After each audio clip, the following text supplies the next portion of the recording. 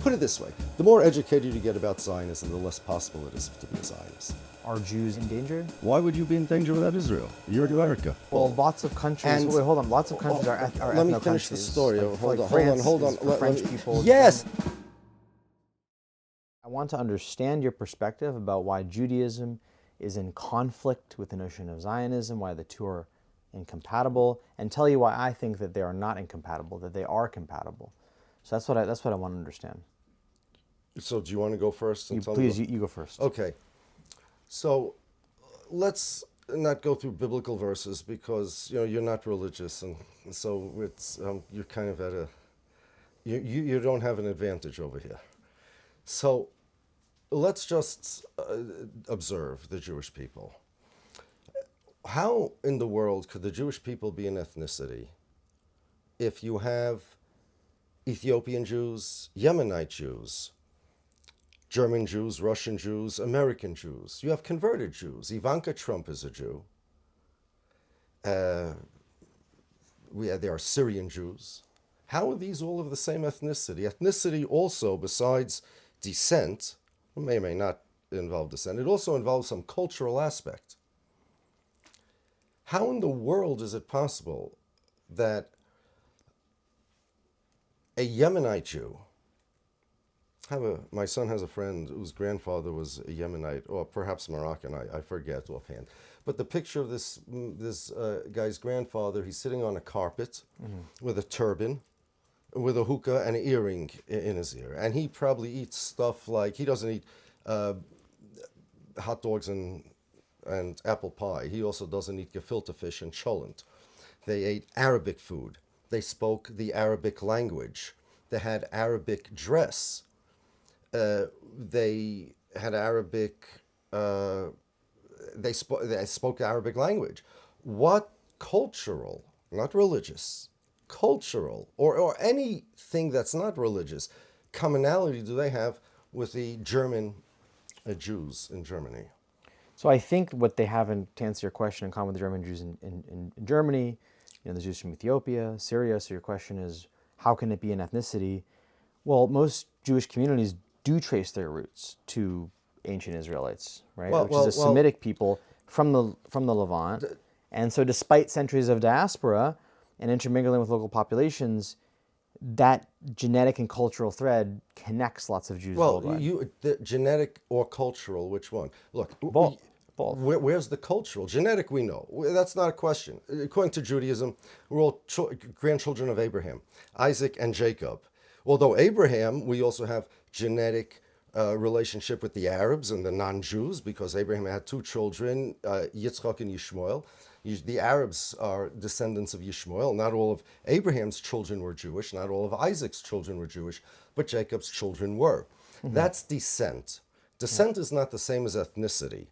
Me and my grandchildren, my children, my grandchildren, and great-grandchildren, we're not our own ethnicity, even though we have our own descent. And according to Judaism, we all come from Adam. There are Jews and Arabs and non-Jews that come from Abraham, Isaac, and Jacob. Tell me where you divide it up and say, okay, this common descent makes an ethnicity. Ethnicity is a complicated thing. How do you know exactly. someone's Swiss? But it's complicated. But that doesn't mean we discard it. I'm not saying discard the concept of ethnicity. I'm saying just because you don't discard the concept of ethnicity, there has to be some reason why you believe that the Ethiopian Jew... And I'm saying the reason is... where's the culture? Well, four things. So common ancestry. So let me just answer really quickly. I'll be very quick. 30 seconds. So common ancestry. Most Jewish communities trace back to the ancient Israelites. I mentioned the genetic and historical link, despite the diaspora, despite geographic separation. The second thing is shared culture and religion. So there's the core texts, rituals, the Torah. Whoa. Where's the culture? Religion is the religion. Where's the culture? The local customs, with the Jewish customs. Atheist Jews do not follow any Jewish customs. I know many. I would say the 90% of Jews who are Reform and don't necessarily believe in God the way that an Abrahamic God, still a lot of them still celebrate Shabbat. And a lot of them don't. And a lot of them do. And a lot of them Fine, but those that don't, they don't have that commonality. So it's not a cultural commonality. It is for many. So you talk about many Jews are Jews. We're talking about the definition of a Jew. That means. But this is a complicated, and there's the diaspora adaptation. So Jews adapted to host cultures, and there's the idea. Well, one second. But if you adapt to host, the question is that if you're talking about a definition, you mean two things. You mean that there's a population. Every member of that population has a certain characteristics, and if somebody has that characteristics, they are a member of the population, which means what we are in search of is not something that, well, most Jews have, or some Jews used to have, or many Jews have. We're looking for a definition of a Jew. Now, you can say it's complicated. You can say, I don't know. I'll give you a simple definition of a Jew that's not complicated, that the Jews always used, because you can't have you can have an exception to a rule, a cause and effect, but you can't have an exception to a definition. If the definition of a chair is something you sit on that has four legs, let's just say, then there are no chairs that walk around with trunks and are animals. In order to figure out the definition of a Jew, you need two things. You need one, characteristics, a commonality, that every Jew has, or they're not Jewish, and two... Is this your rule? No, this is what a definition is. Of a chair, but not of something of anything. Abstract, like No, I mean abstract. You need a definition of something. You could say something doesn't have a definition. Culture is abstract. Fine, but there has to be some commonality. Yeah.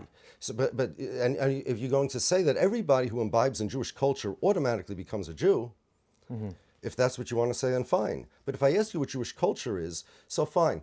The difference between the culture of a religious Jew and the culture of a non-religious Jew is two completely different things. But the culture of a non-religious German Jew that went to University of Berlin, married a non-Jewish woman, had non-Jewish children, and celebrating Christmas with them. In fact, the culture of Jesus, he celebrated a lot of, he followed a lot of Jewish laws, okay? And the culture of a atheist, Yemenite Jew that doesn't follow the religion is nothing. In your view, is Judaism not an ethnicity at all? It is impossible to be an ethnicity. How could it be an ethnicity? Are all Jews of the same ethnicity? Yes or no? I don't know the answer to that question. Okay, so the answer can't be yes. Because any definition of an ethnicity... There is a shared ancestry. Ancestry is not ethnicity. I agree, because I believe in Judaism, that everybody shares a shared ethnicity from Adam. All Jews share ethnicity from Abraham, but the Jews and Yishmael's grandchildren, meaning the Arabs, also have that shared ancestry. Esau's children, Abraham had two children, Isaac and Yishmael, and Isaac had Jacob and Esau. Esau's children, who are also grandchildren of Yitzchak and grandchildren of Abraham, have that shared descent as well. The Jews are descended of Jacob. But if you, by Jewish law, if you have a male of a certain tribe or family marries a female of a different tribe, familial affiliations follow paternal lineage regarding inheritance, regarding tribes. We had 12 tribes. But being Jewish follows maternal lineage. You're not half Jewish according to Jewish law. There's no such thing. You're either Jewish or not. So if you trace your lineage all the way back to Abraham, and your mothers all practice the Jewish religion, and somebody comes with your family tree and says, hey, your mother's mother's mother, turns out she wasn't Jewish. Guess what? You are no longer Jewish. Despite the fact that's what you believe in. Yes, yeah. And that's the definition of Jewish that Jews have used throughout history. It's very simple. Jews have not had, and if you say that's what I believe and that's the Jewish law, then would you say Jew and I say Jew are homonyms? Or if you convert to Judaism, that's the other way you can become Jewish. Yes, or you convert to Judaism, you could become Jewish too. Do you have any doubt that somewhere along your matrilineal line, someone's not Jewish? Do you have any doubt? I don't have any doubts, but what I do know. Because why not account for that In other risk and words, just I say, don't have- let me, Rabbi... I don't have a reasonable doubt. I put it this way. I don't have any basis or reason to believe that. And therefore, we have rules in Jewish law of evidence, just like everybody does. And if there's no basis to think such a thing, and if you have all the reason to believe that your family always was Jewish, you have what we assume that you are legally. Why not cover your bases and convert to Judaism, just to make sure? Because if there's even a 0.1% chance, 0.01% chance that, God forbid, someone along your matrilineal line wasn't Jewish... Because according to God's law, I don't need to. The definition of a Jew that works 100% of the time, that's not fuzzy or complicated. Yeah. Because I want to mention that the Jews are the only group of people, as opposed to Christians, Muslims, New York Mets members, soccer players, white people, black people, that what they are is complicated. Even though they were around for thousands of years and they were literate and they wrote books about themselves, all Jewish literature, we don't have fiction literature until like the Enlightenment and foreign influence came. Jews don't have fiction. You know what Jewish literature is? It's about the Jews. It's about Judaism. It's about what being a Jew is.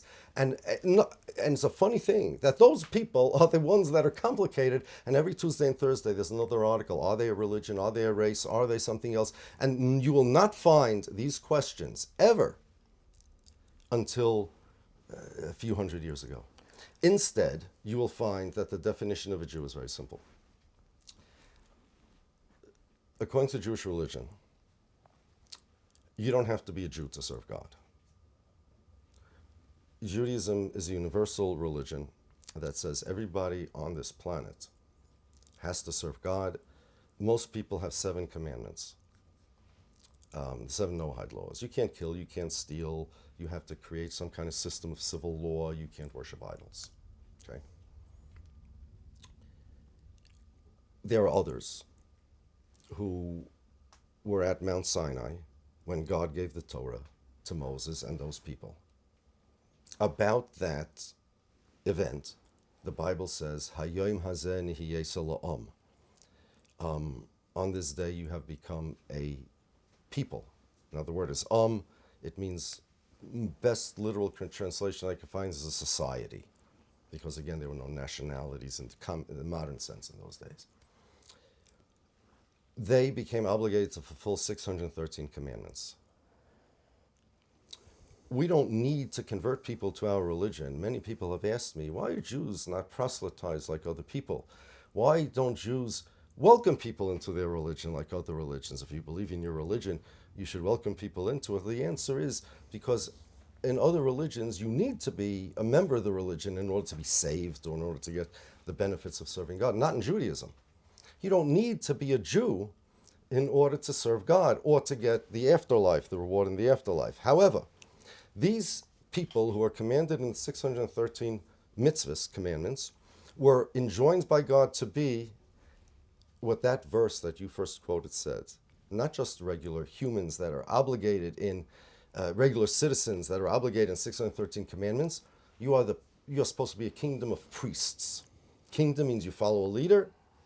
It doesn't mean you have to you don't have a state. You follow a leader, well, that would be God, and a holy nation, meaning a holy people, not necessarily nationality. And these are the priestly class. It is an obligation. In other religions, similar, it's an analogy, it's not a comparison, it's like a calling. And the law according to Judaism, if you're born from a Jewish mother, you have that obligation, it's like a calling, that you are summoned to now fulfill those 613 mitzvahs. Anybody who is obligated to fulfill those 613, those who are obligated to live a priestly life, not merely a God-serving life, there's a short word for those people, Jews. That's it. But would you want to, as a security measure, I or someone who is worried about whether they're truly Jewish, would it make sense to convert to Judaism as a...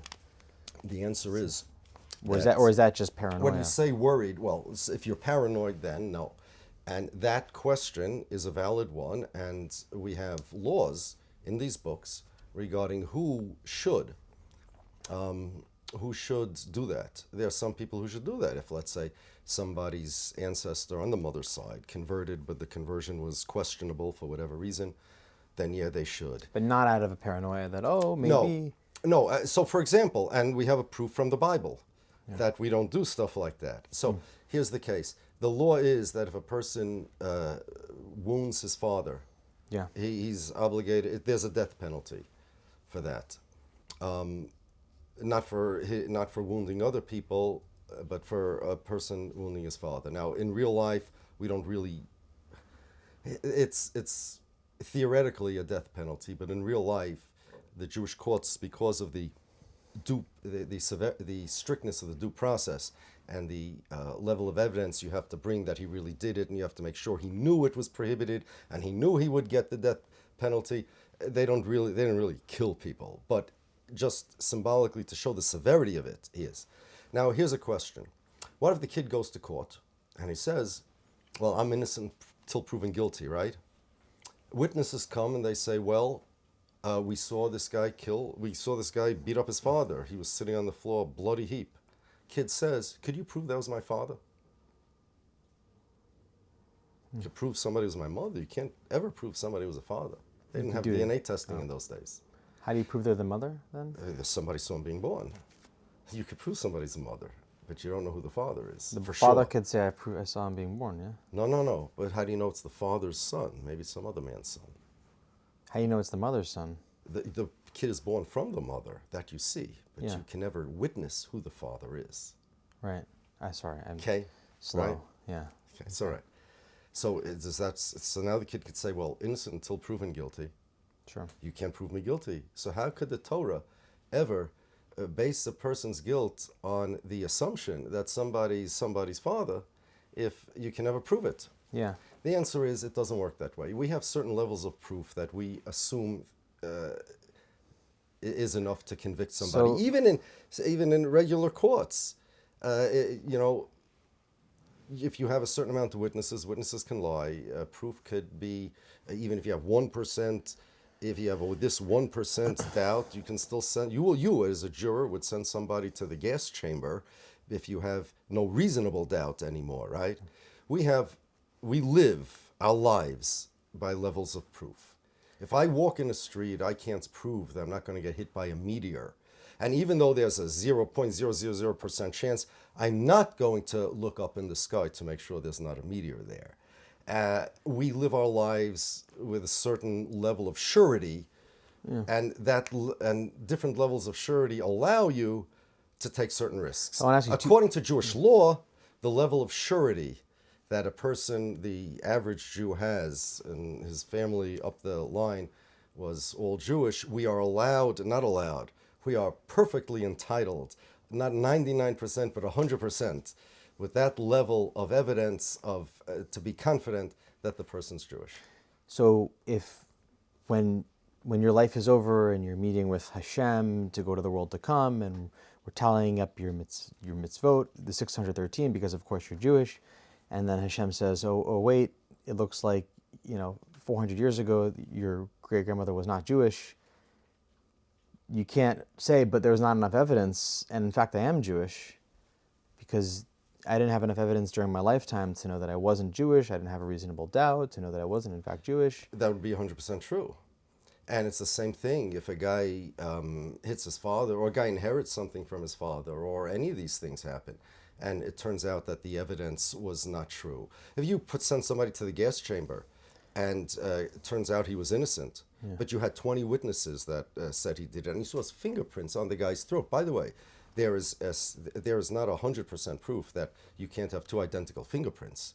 There's nothing in nature that requires that one fingerprint cannot match somebody else's. Why is it worth it going in front of Hashem and being potentially wrong? And I'll move on to the next thing. I don't know how I brought this up. It's not, because the potential of wrong, God doesn't expect us to worry about. Less than negligible. Because if that would be true, then forget about Hashem. Let's say you're an atheist. You're walking in the street. Why aren't you worried that a meteor hits you? Or if you're It's more likely that my mother, No, it's not. 400 years ago, Okay, wasn't Jewish. fair enough. What's the threshold of likelihood that you would live your life confidently Well, over there? specifically that I would be willing to convert. So if I truly believed in the divinity of the Bible, that I'm going to meet with my Creator when my life is ended, and if I fulfill the halakha to the utmost, then I get a higher place in the world to come, and that me not being Jewish would erase a lot of the mitzvot that I'm following, I would surely dedicate the minimal, the negligible 4 months of my life to go through a formal Orthodox conversion on the off chance that I'm not in fact Jewish, because my mother 400 years ago wasn't Jewish. But in my situation, I don't particularly care whether my mother 400 years ago was or wasn't Jewish, and so I'm not going to convert on that off chance. But if I did believe in the existential ramifications of my ancestral mother not being Jewish, I would spend the 6 months of my life required to do an Orthodox conversion. Anybody may, God forbid, have contracted a fatal disease between the last time he had his last medical checkup and now, even though he has it once a year. If you really believe that you should, then why don't you have it every 6 months, if you could afford it, or every 3 months? Because you only have to convert once in your life. No, but that's not the question. The question is, it's your life at stake, and you know that the chances are you may now have a fatal disease that you didn't have 3 months ago. Why don't you tomorrow go to the doctor and check that? The answer is because the chances of a false positive are more likely of a false. I forget if it's. But it doesn't matter, but it still helps. It still increases the odds of you living. It's possible you could die because you didn't go to the doctor tomorrow and you waited a year like the doctors say. The answer is we are not obligated, nor does a normal human being live his life thinking that every little thing, you're talking about a paranoid person, people are allowed, and more than allowed, God expects people to be normal human beings. And if every aspect of my life, my health, my money, right? My money, my health, my relationship. It is possible that anybody's wife is cheating on him. And certainly there is a chance. And certainly he could have a private investigator follow her around 24/7 on the off chance, but nobody normal does that. And even though do you trust 100%? These off chances that you're describing would not hold up in court. You would send somebody to the gas chamber on a lot less evidence than the odds of me being not Jewish. And therefore, we just don't bother with such odds because we're normal human beings. I'll leave that there. And can I talk to you about the underlying concept here, and then I want to ask you about Zionism in Israel, about the divinity of the Torah. We're talking about thresholds of proof and evidence, and you're saying, we can't live our lives with absolute certainty, so we have to piece together our best understanding of reality and live them. So why do you believe that God wrote the Torah, and that the Torah is divine and written by God, and that we need to follow it? Can you spend the night here? I pretty much have at this point. That involves a long discussion, but I'll start it for you. Let's just start. Who created the world and what type of God it is, or what type of creator it is, and does God exist? We could start with that because that's a very, very big. Let's say there's a we'll call it intelligent design on the universe. Let's say that we don't know how the universe. That's not good enough. Intelligent design isn't good enough because, well, it's more than intelligent design. We can know a lot about the intelligent designer, not only intelligent design. If you ask me, again, that's one question. But I think what you mean to ask me, correct me if I'm wrong, is how would I answer the question for other people? And for yourself, yeah. Well, okay. So first, did you ever hear of they call it in English the cosmological argument from the Kalam? I don't know. I've heard of the argument from Sinai, the Jewish survival, all the things they teach you in. That's not what they taught me. Yeah. The argument for the revelation at Sinai. There's the predictions of the Torah. All religions kind of use the same basic argument to convince you. Say Judaism doesn't indoctrinate, but I had my experiences where people were trying to make an argument for how they, knew that the Torah is divine, almost like the way you'd make a scientific argument. If this. Well, and this it's and this. historical, not scientific. Scientific will be for God. Give me a moment. We'll get there. But there's historical and philosophical arguments too. So, I mean, I want to go back to God because that's step one. Because one chapter leads to the next. Take a stick, theoretically. Divide it up into two. Okay. Okay. Done. And divide that up into, the stick is 12 inches, right? Okay. Yeah. Now we have 2 sticks of 6 inches. Yeah. And again, you have 4 sticks of 3 inches, right? Yeah. How many times can you divide up that stick? A lot of times, probably. How many times? What's the maximum? Physically? Not physically. Let's say in theory. Let's say in theory. 12 times. Yeah. No, more. You could divide. 100, keep dividing. 100, yeah. Keep going. 1,000. More. 1,000,000. How more? How many points can you divide up this stick into? How many points equal a stick? If you keep going, how many points can you divide up? How many times can you chop this stick? Well, as many as there are atoms in the stick, yeah. And you can divide up atoms too. Forget about that part. I'm not talking about a stick specifically. I'm talking about, let's say, a measurement of space. How many times can you divide up the measurement of space? Right, infinite, yeah. Infinite, okay. So 12 inches consists of an infinite amount of points, right? Okay. Take a football field of 100 yards. Okay. Do the same thing. Now divide it up into 50 yards, two fields of 50 yards, and then 4 fields of 25 yards. How many points can you divide up that field into? Yeah, infinite. Infinite. So you can have, if a 12-inch stick can be divided up into an infinite amount of points, and a football field can be divided up into an infinite amount of points. If you have an infinite amount of points side by side, is it the length of a 12-inch stick or a football field?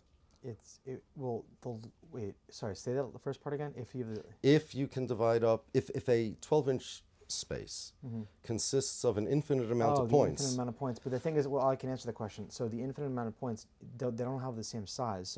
But divide them up. Keep dividing them. Keep dividing the points. But infinite amount of points, no matter what the size, is still an infinite amount of points. It's still infinity. The size matters. So if you have a stick this long, how long? So I have a stick this long. Is an infinite amount of points. True. How long is that infinite amount of points? It goes point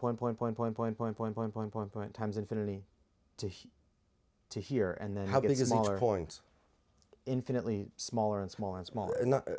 But how big is after you're done? How big is the point? It's to the amount that the stick is. If you break up a stick how? Let me ask you a question. If I have a stick of 12 inches, and I have a razor sharp sword, it's the sharpest sword in the universe, and I break that stick up into 2,000 trillion pieces, how long is the 12-inch stick? It's still 12 inches. Yeah, because you don't have an infinite amount of pieces. You can start chopping those. So 100 billion, trillion, quadrillion. Keep going. You'd have. Keep going. You'd Keep still going. It'd be this long. But you said infinity. So right. It'd be infinitesimally small. But that's the question. It'd be infinitesimally small. But I have the answer. But no. But the 100-yard football field is also infinitesimally small pieces. An infinite amount of infinitesimally small pieces. You can chop both of them into, can you not? And if so, they should be the same size. Why? It's an infinitesimally small. It's a trick question, of course. It's not. No. It's not a trick question. It's an easy question. I just explained it. No, because question. The denominator and the numerator are the same. Infinite over infinite. There's an infinite. Not that it's a times. It's an infinitely small amount, infinitely large amount of an infinitely small pieces. Yeah. Correct. Both of them are an infinitely large amount of an infinitely small pieces. You have the same equation. I'll let you make your point because I know this is just a step towards your point. So I want to just grant you this and let you. I don't want to hold you up, here like a next like a one. I'll illustrate it. So let me just. I'll just grant you this. I'll illustrate it a different way. The final Hilbert's Hotel. Yeah. You have a hotel with an infinite amount of rooms, and they're fully occupied. Yeah. Guy comes into the hotel. I want a room. Yeah. It's fully occupied. So I have no problem. Yeah. Take the guy in room. You have an infinite amount of rooms. Take the guy in room 1, put him in room 2. Room 2, put him in room 3, because you can always add to something. And I'll go in room 1. Yeah. And people can continuously do that.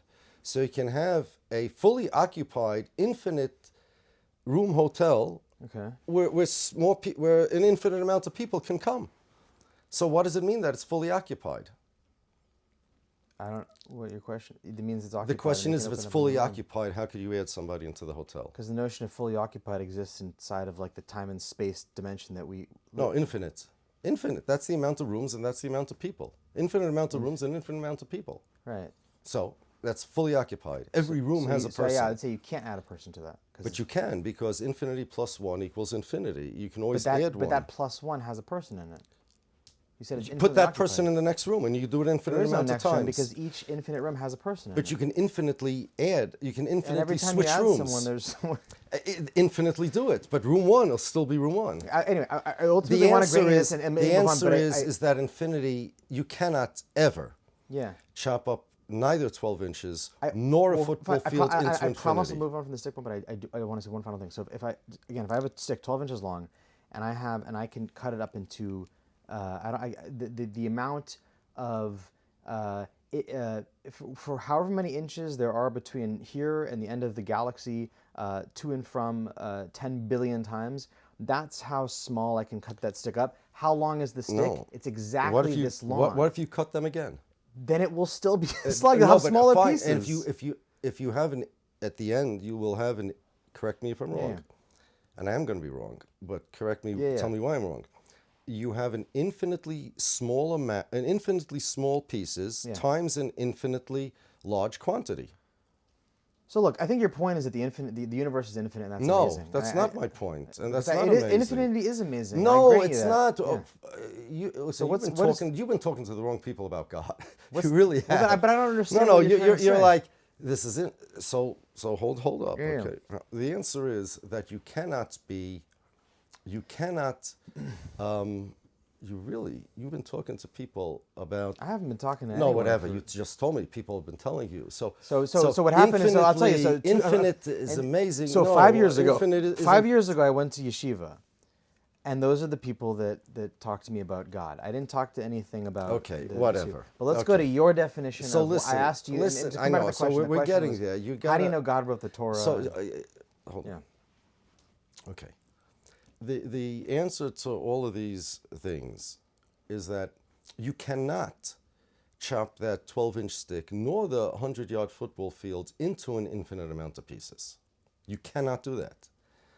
You can continue chopping and chopping continuously, and you will never reach infinity. You will never have an infinite amount of pieces, no matter how long you chop. You can chop forever, but you will never reach infinity. The lesson, the moral of the story is actual infinity in real life does not exist, because no matter how many things you have, you can always add a number and add one and add one, and that's why you cannot fill up a hotel with an infinite amount of people. It cannot have an infinite amount of rooms, and sticks and football fields cannot be divided into an infinite amount of pieces ever. It'll just keep going now. Okay, so let me just let's just say I grant all that. Infinity is amazing and we can't fathom it. Has nothing to do with, did I say that? I didn't say it's amazing, and I said we can't fathom it. We can't fathom it. I didn't say that. I didn't say that. I'm saying it. I'm saying it. But that's not what I said. You said, I'll grant you the point. That's not my point. But what's the point? So listen, the point is that you cannot have an actual infinity in the physical world.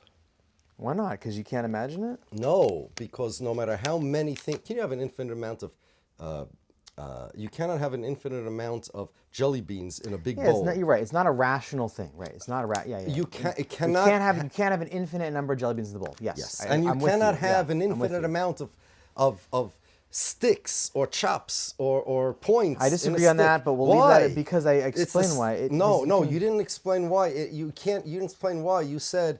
I don't think it's important to the bigger point. I don't know what the bigger point is. Well, you got to give me a chance on it. You tell me I explain to the bigger point.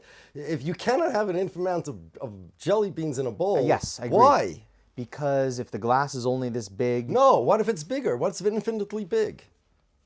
So you're saying infinity doesn't exist? Not in the real world. What's the real world? You cannot have reached infinity already. Right. We as humans can't reach infinity. Not as humans. numbers can never reach infinity. By adding 1 to whatever quantity you have, you can never reach infinity. Yeah. You could never reach, you can always add another. You can never say, okay. Infinity is a notion, not a quantifiable number. Yeah. Okay, it's mathematically usable, but it's not a quantified number. Okay, which means that no matter how many times you cut that stick, you will never have reached an infinite amount of cuts. Right. So that's why the football field will never become an infinite amount of points, because it's not really an infinite amount of points. You can keep chopping those points in half, in half, in half, in half forever, and it will never equal infinity. Yeah. Okay? Infinity can never be reached by adding 1 plus 1 plus 1 and 1 after 1. Now. Can never get. I am with you. We cannot realistically reach infinity. I'm with you. Got it. Now. Next thing. You know what they say? They say in the name of Albert Einstein, but all evidence, it wasn't really he that said it, that the definition of insanity is trying to do the same thing twice and have different results. Yeah. Okay. The logic behind that, and it is definitely true, is that every effect has a cause. Everything that happens for a reason. Even accidents happen for a reason. Nothing happens without a cause. Okay. Important. Well, like a physical cause, yeah. When you say reason, do you mean a divine reason, or do you mean a physical reason? Everything has a physical reason. We live in a physical world. Everything has a physical reason. Yeah. It doesn't have to be physical or not physical, but it has to be a cause. Well, I can't agree to that. I can't escape the impression that you're already thinking of what the end game over here is going to be. No, I'm trying to address this specific Has nothing premise. to do with divine. Fine. The premise is that if you have the same cause, you're going to have the same effect. That's general. I agree that we live in a physical world. Everything has a cause, right? There's a physical cause. Like You cannot chemical, physical nothing cause. can happen without a cause. Sure. Yeah. Nothing happens without a cause. Right. Okay. So you having the laptop over there on your lap happened for a cause. Sure. And that cause also had a cause. And that cause also had a cause. Yeah. All the way back in time. Sure. Yeah. Question. The amount of causes, and we're talking about your parents getting married, and all of this has to do with this laptop being over here, right? Yeah. We can go back in time with so many causes. The amount of causes that have already elapsed today, that will go back in time, for all the things that happened, are they infinite or finite? The infinite or finite? I could either. You could say Are either, they and then we infinite can or discuss finite? it. I think you can. It's like the stick, right? So the stick. How many pieces is the stick in? You'll never reach infinity. Well, hold on. So let's say I take a stick, 12 inches, break it in half, and you say how many pieces. I could answer you two different ways. I could say there's a finite number of pieces. There's two. 1, 2. I can say simultaneously there is an infinite number of pieces, because each side I can break in. I could, theoretically break in half again. There's atoms that are comprised of elements. But you agree that you will never be able to actually reach that infinity by continuously cutting, because you can't reach it. One cut and another cut and another cut and another. By doing it that way, you will never, by adding one to another, if you say you how will many, never reach infinity. If you say how many, that's fine. If you say how many things am I wearing, you could say, well, pants, shirt, jacket, 3 things, or you can say. But if you count them, you break up every. But if you count them, you will never be able to count an infinite amount of things on you, because you can't reach infinity. So if you all the causes from all the way back till today, which have ended over there with your laptop. Yeah. Are they infinite or finite? I could answer that either way. I could give you either answer. But one happened that caused the other, that caused the other, that caused the other. Things are packaged together. That's fine. Let's say they're packaged together. Depends how you want to categorize it. I could give you either answer, and I did. But you tell me the infinite answer. I think colloquially and pragmatically, it makes more sense to think of it in finite terms. But I could answer mathematically. Is it possible to have reached already, to have had happen already an infinite amount of anything? We said you can't count to infinity. You can't actually reach infinity. I don't know. Let me go with I don't know. Yeah. I'll go with I don't. We won't worry. The quantity that has already happened of causes in the past today He's infinite. can't be infinite. Can't be. Okay. You understand why? No, but let's go. 'cause you No, can't- it can't be infinite can't- because if you do understand that you can't reach infinity, if you would count all of those depends causes, what you consider a cause. if If you you would divide each, you could. doesn't matter if whatever you want to consider a cause, if you count all those causes, will you reach infinity? Count them. No. Okay, so you can't. So in other words, by each one of those causes, if you put a check mark, Yeah. you would never have an infinite amount of check marks. Right. That means you can't have an infinite amount of causes, no matter what. Right. Why? If you can continue in the future and you'll still never reach an infinite amount of causes. Okay. Okay. If that's true, what was the first cause? If it was not an infinite, that means it's finite. If it's finite, that means there was a first cause. Tell me about that first cause. Nothing caused it. That's very strange. But mathematically, it has to be the case. There has to be a first cause. Yeah. Now, something that's not caused, but caused something else. How do we understand that? So it's God. Well, not it's God. I grant you God. Don't- I'm asking how's the Bible the Torah written by God? I'm getting ahead of us. Okay. You're really getting ahead of us, okay? You're really getting ahead of us. This first cause, what do we know about it? The Big Bang. That nothing, the Big Bang. Well, was the Big Bang, was it caused or not caused? If it was caused, what caused it? And if it wasn't caused, why did it happen? No, I don't know if I have the ability, if we have the ability to understand time. Forget how about time exists understanding. before We have the Big Bang. ability to understand that it's impossible to reach an infinite succession of things. Yeah. And therefore, it's impossible to reach an infinite succession of causes. Therefore, we understand that the amount of causes that happened in the world were finite. That means mathematically there was a first cause. Okay. Now the question is, about this cause, it was not caused by anything. So it could not have popped into existence because if it had a cause, then it's not the first cause. So it couldn't, time isn't its cause, so it has to be outside of time. Space couldn't cause it, so it has to be outside of time, outside of space. Nothing could have caused it. That means there's no reason. It means that there's nothing that makes it exist.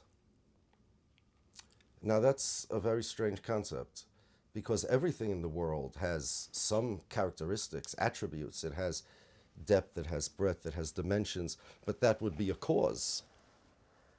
You know, I'll show you what I mean. See, anything that is a certain way has a reason, has a cause, a reason why it's this way and not a different way. The reason why you have black hair and not blonde hair is there's a reason for that, right? Okay. Think in your mind of something that just pops into existence without a cause. Go ahead. I can't. Anything. Just imagine something popping into existence without a cause. I can't. Yeah. You can't? Imagine a cow, boom, popping into existence. Oh, you're saying like in Imagine, the right. world. Okay. In my imagination. Imagine it, yeah. I thought you were saying like imagine there being a case in which in the world Yes. something pops in. You're saying no, just imagine. Imagine it. Okay. Okay, what did you imagine popping into existence? You mentioned the cow, so that's what I did. Okay. How many legs does that cow have? 4. Why 4 and not 5? Why? Because you designed it that way. You decided that cow should have 4 legs and not 5. You decided it should be a cow and not a house. You decided it should be, say, brown and not black, whatever. So you can't even imagine something popping into existence without a cause because you would have to design that thing. Okay. So something that's uncaused would have to have, can't be physical, would have no attributes. Because anything that it has, you could say, why is it like this and not like that? So it's not any particular way, because you could always ask, why is it this way and not that way? So it has to be something that doesn't have any attributes such that you could ask, well, why is it not a different way? Obviously, it's beyond our ken. And anything that, and the reason is because we've only experienced the cause and effect world, and anything beyond our ken we can't imagine. Mathematically speaking, one of two things have to be true. Either space ends or it doesn't end. Either way, we can't conceptualize that. Because if it doesn't end, again, that becomes infinite. That doesn't make sense to us. And if it doesn't, what's after space? There's nothing. Right? So the fact that we can't conceptualize anything doesn't mean it can't be. And we cannot just like we live in a cause and effect world, we cannot conceptualize something that we never lived in. Because we live in a cause and effect world, we cannot conceptualize the first cause. It's above time, it's above space, it's not bound to time, not bound to space. Yet, it caused something. It caused everything else, or it caused the next cause that caused everything else. But what made it do that? What caused it to make something? Well, it can't be anything, because it's impervious to any causes. And therefore, you have something without any attributes, beyond time, beyond space, or let's not say beyond, let's use a better word, not bound to time, not bound to space, with no actual attributes, that works on free will totally, because it acted, but it could not have acted because of something. So that acted on its free will totally. Now, this first cause can never change, because if it changes, then two things. That means it's subject to time, because change means before and after. And two, that means that it has some attributes, because if it changes, it also can't be more than one. Because in order to have quantity, in order to have more than one, there has to be some boundaries that say, and this is the boundary of one, and now from here, the next one is two. But if we're talking about something without boundaries, then it can only be one. There cannot be two. Not because there happens not to be two, because there can't. Also, this thing could not have existed. When you say something, this shelf happens to exist, but in theory, it could have not existed. Whatever was its cause is why it exists, as opposed to not existing. But this first cause could never have not existed. Since nothing caused it, it had to exist by its own, on its own merits, on its own nature, whatever you want to call it. It could never have not existed. It can only be one, and it works totally on free will, without anything prompting it. So we have a name for that. We call that God. No Trinity, because that's a quantification already. Really, obviously, we can't imagine what this thing is. This first cause, we'll call it, or the necessary existence.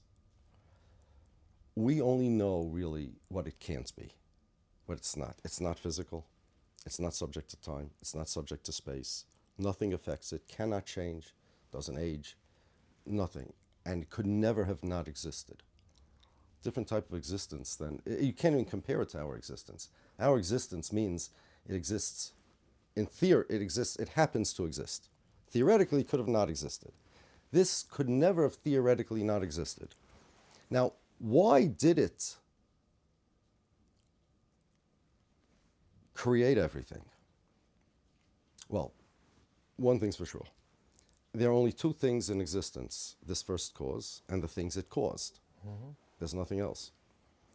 The reason it caused it could not have been for its own sake, because it can't gain, it cannot change, it cannot be quantified, so it makes no sense to have been created for a benefit. You can't benefit something that's totally simple without any quantifications. There's no place to put the benefit. A benefit isn't a concept that applies to this first cause. So the only other possibility, certainly the best philosophical explanation, is that created it for the benefit of the creations. Say create for no reason doesn't make too much sense. It wanted, on its own will... How could you possibly know what it wanted? Because mathematically... when you say wanted, it means it wanted to create something. It wanted to create something. Really? It did. What do you mean by want? Because why do you think that it has things like why do you think that the notion of want applies? Like, we don't even know what infinity is. Has nothing to, I didn't say anything about infinity. Yeah. It's not a question of it's This infinite. notion is so beyond our comprehension that to No, assume but we that this know what thing- it's not. It could not have. It what's could it? not have done it. The first cause. The first wants cause. things. The first cause could not have it. One, it did create something, and two, it could not have created it for any other reason than total free will. It freely did it for no reason. I mean, nothing made it do it. Nothing motivated it to do it, because it's not. It's impervious to motivations, and it's impervious to force. It has motivations. It doesn't. I mean, it had one thing we know, not certainly not in the sense that we have, because motivations means something acts upon me and triggers a desire for me to do something. But this thing, nothing can act upon it. When I say I'm motivated, it means I gain something, even if I'm totally altruistic. I gain a feeling, or I gain. But nothing impacts it like that. This is a new type of altruism, if that you could use that word. That's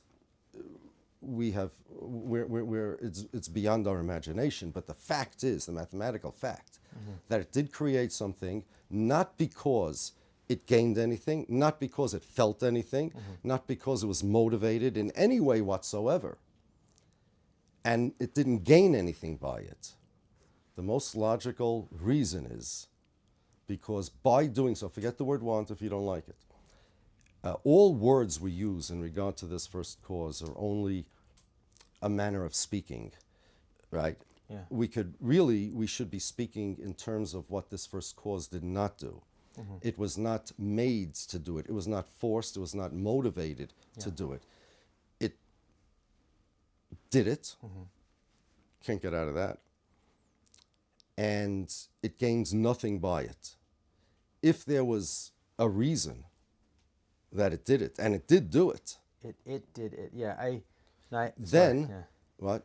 No, I think if I try to dissect this, like you said the first thing you asked when I said, "Can you tell me how you know God wrote the Torah?" The first thing you said is, "Do you have all night?" And I don't. Okay.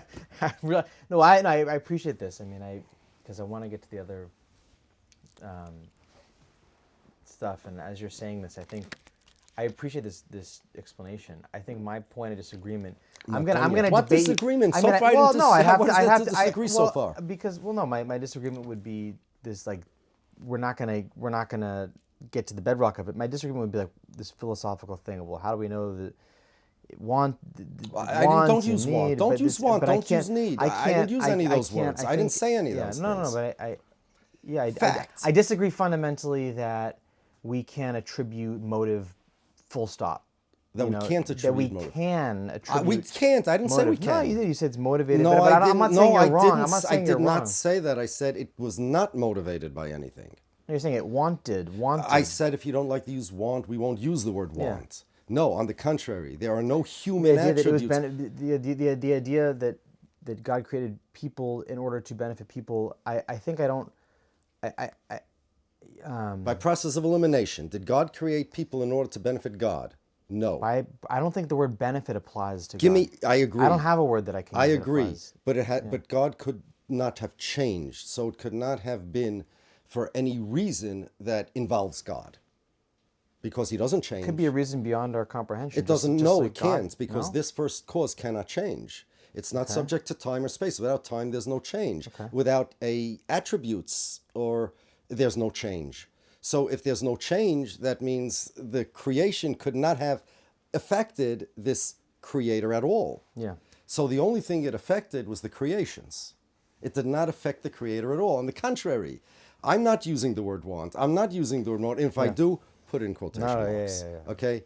On the contrary, I am eliminating any human attributes, any human at all from, and the only thing we can know about this is what it is not. I agree with you. It does not motivate. It does not want in the sense that we want. We want something because there's something called desire that we have. And if we get what we want, we accomplish something for us. Yeah. That doesn't apply to the first cause. It's impossible. That being the case, the only thing that could possibly have a purpose The only thing that ends up with a purpose are the creations. There is no purpose that involves the first cause for making the other causes. The purpose has to lie in the creation. I use the word benefit of creations for that. You could say purpose if you want, but it doesn't make any sense to say that this first cause would make creations to harm them, because no, it doesn't make any sense. Why? None of it makes any sense. No, Why would no. I care if humans get benefited? Hold by on, wait, hold on. Harm them versus benefit them. Wait, hold on. Yeah. You're asking. None of it makes any sense.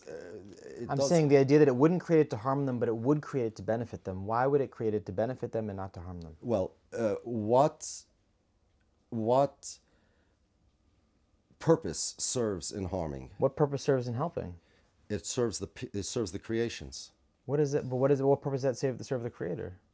It doesn't. The Creator did it purely altruistic reasons, obviously. Why did he what? But there's suffering in the world. I mean, I'm just saying. Whoa, hold on. No, you wait. So far, Yeah. but there's suffering in the world doesn't mean you disagree with the statement. You say you have a question No, about it. No, but he wants to create people for the benefit of creation. No, let's be more precise. He did create a creation. He could not have created it for any purpose that involves the Creator. It makes no sense in terms of a purpose to create just to harm. Only sadists do that. It wouldn't make sense. Instead, the only sense that it makes is that there's some purpose. You can call it benefit. I'm not associating benefit with pleasure yet, but benefit, purpose. I'm using those two words the same, okay? If you prefer purpose, we can use that. For the creation, there has to be a purpose for the sake of, that involves the creation, a purpose that doesn't involve God. We can continue, but you're right, we will be here all night. And I appreciate this. That there is not, this is not the fuzzy stuff that you've been hearing. No, and I appreciate about this explanation. Divine infinity. I appreciate We're this getting explanation there. more. It's more philosophical. I really want to get back to Zionism, because that's an area of your expertise. We could, sure. So my question to you is being anti-Zionist the same as being anti-Semitic? Let's say we have a guy named Bob. Bob doesn't know anything about geopolitics, and he hates Israel. And it might seem like Bob's hatred towards Israel is really just a facade for anti-Semitism. Because why else is... I mean, so can anti-Zionism be a dog whistle for anti-Semitism? Sure. Actually, Zionism can also be a dog whistle for anti-Semitism. There are plenty of anti-Semites that want the Jews out of their countries and say all Jews should go to Israel. White nationalists say that whites should be in charge of America and Jews should go to Israel. There was a incident, it's on YouTube and it was in the papers, where in Texas A&M University, it was Richard Spencer that was speaking. You've heard of him probably, alt-right guru. And there was after his speech about white nationalism, supremacy, whatever you want to call it, neo-Nazism, a rabbi, if I remember right, he was the Hillel rabbi. You see him in the video from the back. He stands up, he asks a question, and the question goes something like this.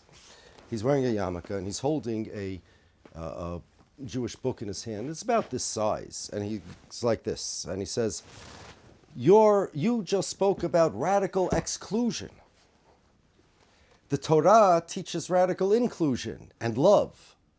Would you learn with me Torah so you could learn about love and inclusion? Something like that. So Richard Spencer says, really? You want radical inclusion? Do you think everybody in the Middle East should move to Israel?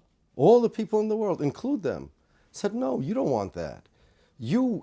I respect you Jews. No country wants everyone to... Well, yeah, that's true. It's but it's not just you don't want everybody for overloading the economy. You only want Israel to be controlled by a certain type of people. Well, lots of countries... wait, hold on. Lots of countries are let me finish the story. Hold on. For French people, yes, Germany and that's what Germans. he's saying. Yeah. That because I am a nationalist, an ethno-nationalist, I want Israel, and I am for Israel. He even once said in an Israeli interview, I'm a white Zionist. This guy doesn't like Jews. He says, I respect Jews. He doesn't want them, just not in his country.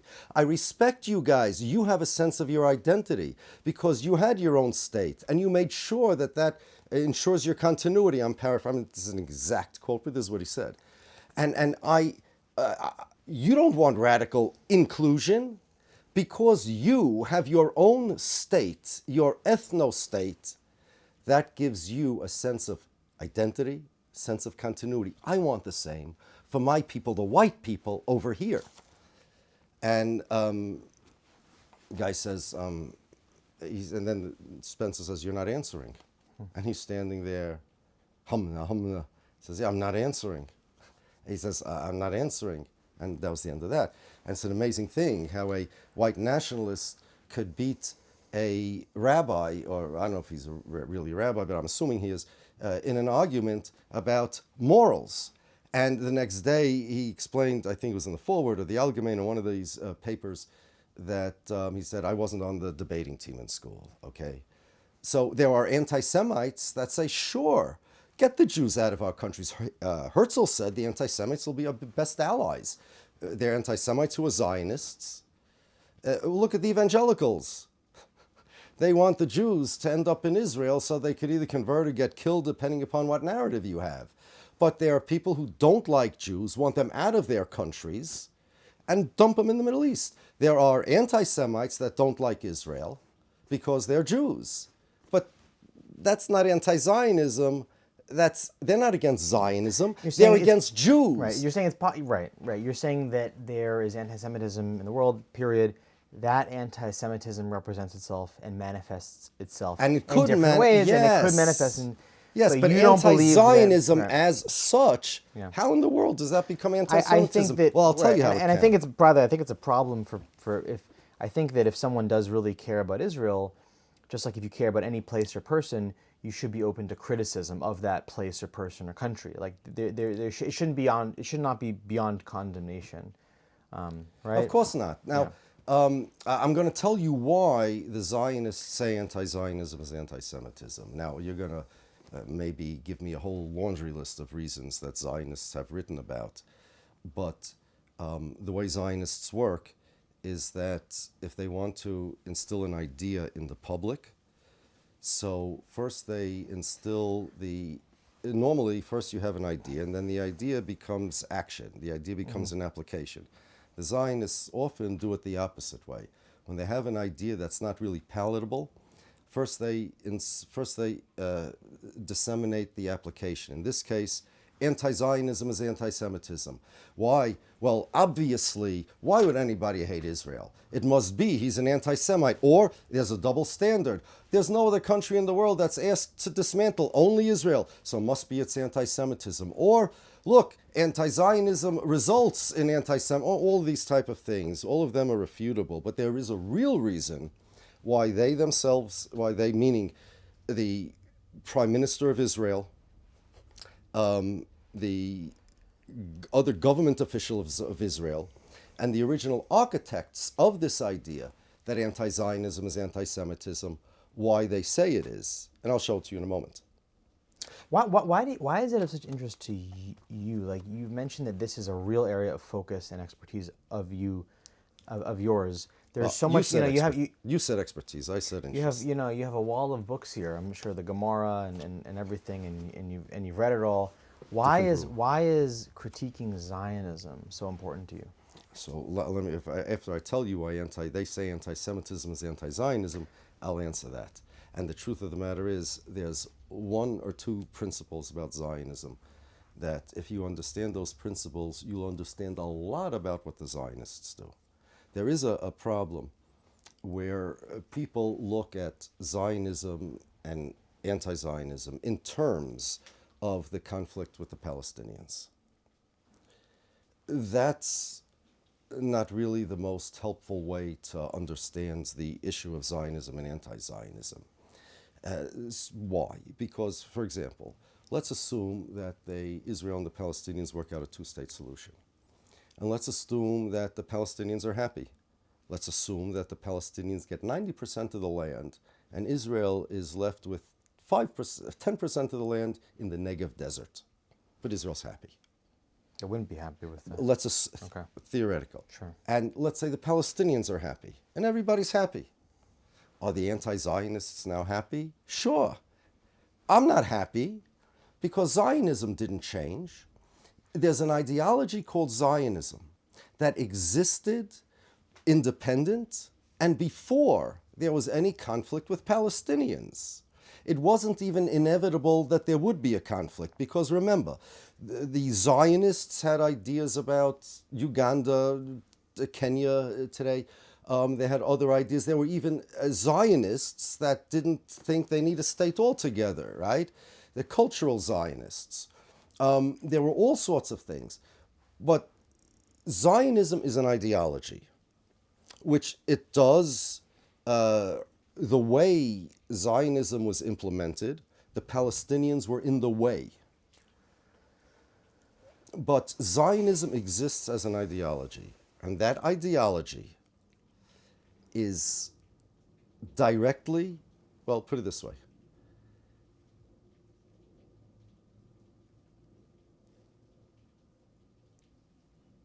It's incompatible and with Judaism, and not only incompatible, it's really designed as a poison for Judaism, to destroy Judaism. By the way, so we're in Far Rockaway right now. There's very religious Jewish communities around here in the 5 towns. Lots of Orthodox Jews, most of whom, if I had to guess, strongly support Israel. How does that work for you? You live here, you're part of these communities. Like, tell me, how does that work? First of all, what do you mean support Israel? You think I don't support Israel? You think I want Israel to be bombed? Let me ask you, do you support Israel? What do you mean by support What I Israel? mean- And see, this is part No, of that's- I see what you're the saying. ambiguity. It's interesting. Here's what Zionists do. 90% of Jews. 90% of Jews are Zionists. What do you mean by Zionist, by the way? What do you mean by Zionist? So by some definitions of Zionist, you're a Zionist because you support Israel. And that's what Zionists want when they say what do you 90% mean of by Jews are Zionists. When you say I support Israel, means the labels let people. But there's a lot of Reform or even secular Jews in this country who call themselves Zionists, and what they mean by Zionists, if you ask them, and I have, is they'll say, "Oh, I support Israel. I believe in Israel." But that you didn't ask them what it means to support Israel. Do you mean support Israel's bombing Gaza or support Israel receiving money for an Iron Dome? And they have a spectrum of answers. And some people, the more liberal, left-leaning people, will say, I really care about Israel's survival, and I care about the Palestinians, and I want the war to end, and I want them to get the hostages back, and I hate Hamas. I mean, there's nuance to this, but there are lots of people that I know that call themselves Zionists, and what they mean by that is that they care about the prosperity of Israel, not at the expense of death and destruction for everyone else. But there's a spectrum to which, I think the term Zionism originally meant a home for the Jews. No. No? No. Do you think when Herzl was writing about Zionism, he was like, let me find a way to maximize death and destruction of all people? He's saying, no, let's find a home for the Jews. You just made a binary, you just made a Boolean. It's either a home for the Jews or maximize destruction. The answer is C, none of the above. That's not what Zionism to have is. a home for the Jews that required maybe some level of explosion. I don't know what No, nothing to do with explosions. Nothing. First of all, there was disagreement amongst the original Zionists whether the Arabs would, which is what they called the Palestinians and the Jews did, accept them with open arms. There are those who believe that. I'm just saying there's Zionists and there's people who self-identify as Zionists, and what they mean by Zionism is that they support Israel. Meaning, what do you mean support Israel? And that has a spectrum of views. Some people, it's a very extreme view, and some people, they're just saying, look, I care about the prosperity of Israel and the lives of the Jews in it. And the lives of the Jews in it, and the lives of the people in the surrounding countries, and therefore I guess what does his Zionism mean?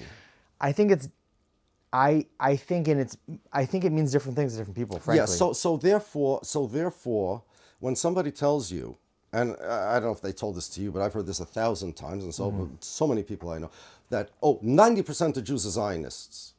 That doesn't mean anything, because it means so many different things to different people. So let's take the extremes, okay? Yeah. Because usually right after they say 90% of Jews are Zionists, they say, well, 90% of Jews support Israel. Wait, hold on. Zionists and support Israel may be two different things, but that's what they say. And support Israel means what? Support Israel, you want Israel to bomb Gaza and Lebanon and Syria and wipe carpet bomb people? Or does it mean, I don't want. I think Israel should get money for the Iron Dome, so Jerusalem shouldn't be blown up by missiles. What do you believe? Hold on. Where do you stand on this? Hold. Yeah.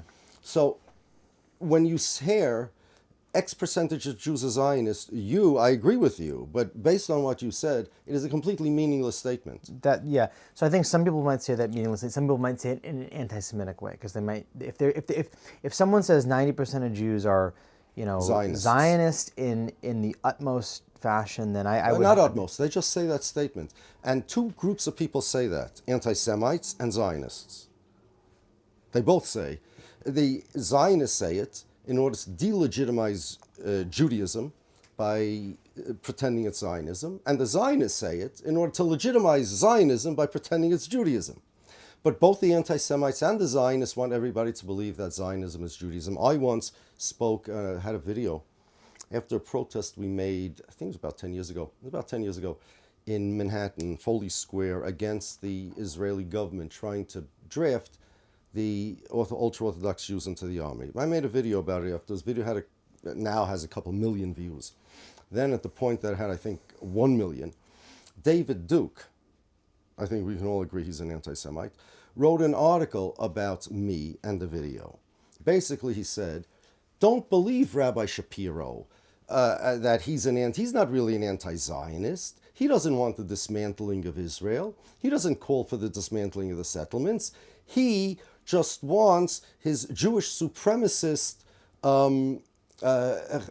ultra-Orthodox Jews not to have to serve in the army. The anti-Semites, again, not a 100% quote, but that's what he said. That was the gist. The anti-Semites want everybody to think Jews are Zionists. Zionists want people to think Jews are Zionists. They have a common cause over there, which should tell you something about whether it's beneficial or not for Jews to be Zionists. Okay, so right away you asked me why I would be against Zionism. So first thing, it's a hint. There's a little hint over here. If David Duke and the anti-Semites are all running around saying, yes, the Jews are Zionists, the odds are there's something there that should motivate the Jews not to be Zionists. But we'll get there. There's an ideology called Zionism. That's what I was speaking about before. There's an ideology called Zionism. In order to understand a lot of what Israel does, the way they act, what motivates them, you need to understand what Zionism is. When you say it means a lot of things to a lot of people, that's true. But there's something under the hood that, whether you realize that's Zionism or not, is driving